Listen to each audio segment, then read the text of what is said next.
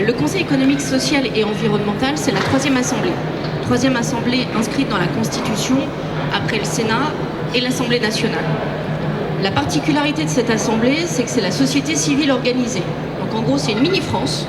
Vous avez un groupe des entreprises, des agriculteurs, des associations, des jeunes, les représentants des salariés, les représentants des entreprises, etc., etc. 18 groupes qui, au quotidien, arrivent avec des positions qui parfois seront diamétralement opposées, mais qui, pendant des semaines, voire des mois sur certains sujets, vont échanger, vont dialoguer jusqu'à trouver des points de compromis intelligents.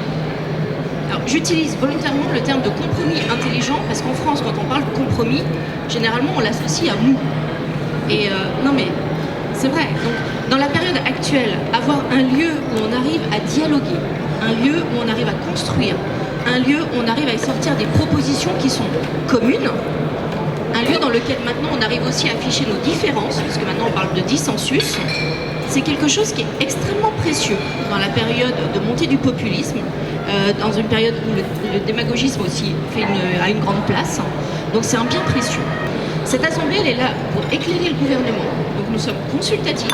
Après, le gouvernement, l'Assemblée nationale, le Sénat décident. Ils fabriquent la loi.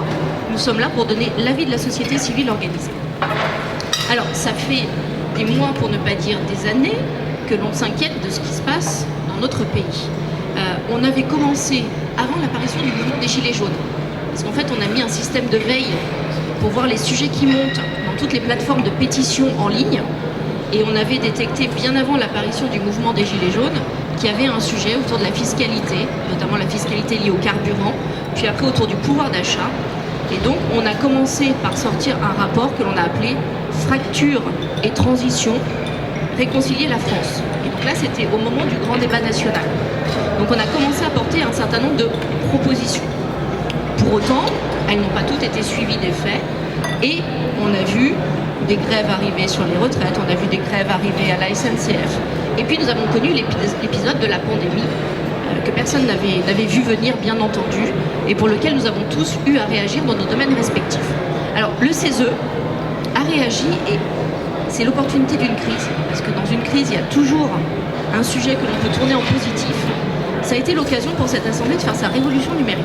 Et je crois que déjà, si on veut regarder les choses en positif, cette crise, elle a révélé une adaptabilité des entreprises, des services publics, donc des chefs d'entreprise, des DRH, des salariés. Tout le monde a joué le jeu.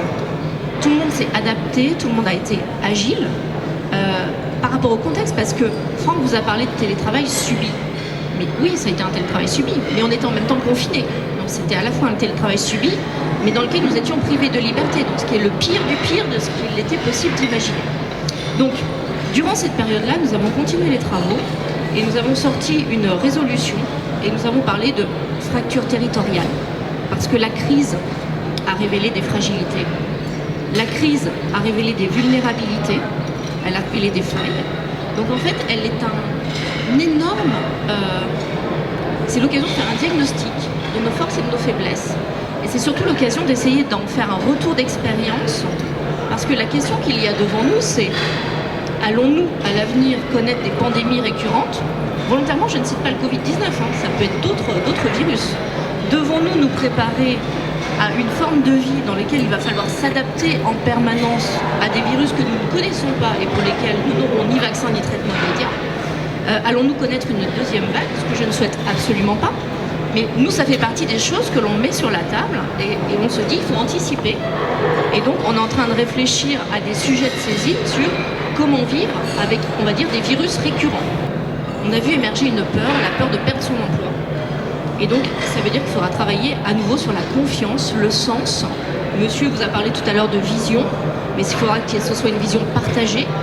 Et certainement, et je reviens au dialogue social, un dialogue social loyal et transparent, ça veut dire avoir le courage de mettre sur la table les difficultés auxquelles vous êtes confrontés, arriver à échanger pour trouver des solutions avec les partenaires sociaux, parfois en les assortissant ces discussions de clauses de confidentialité, parce que sinon vos différentes entreprises peuvent se retrouver en risque, mais arriver à construire quelque chose de différent, imaginer partager l'effort, la difficulté, mais imaginer aussi comment on prévoit le retour à meilleure fortune et comment on prévoit le partage de la valeur ajoutée, de la valeur créée. Ah, vous êtes les bienvenus.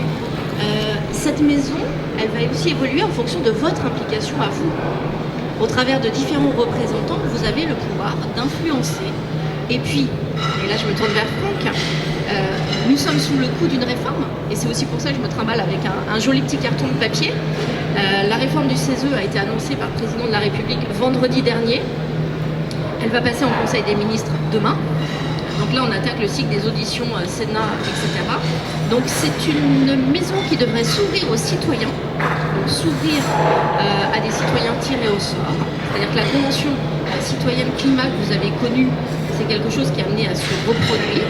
Et donc ça va être une autre manière d'éclairer le gouvernement, un CESE peut-être plus agile, avec moins de membres. Mais après, il nous appartiendra de construire quelque chose d'intelligent pour que ça soit le plus utile possible. Voilà, donc un appel aux DRH militants. Si vous voulez participer, vous pouvez participer aux travaux du CESE. Merci beaucoup, Carole.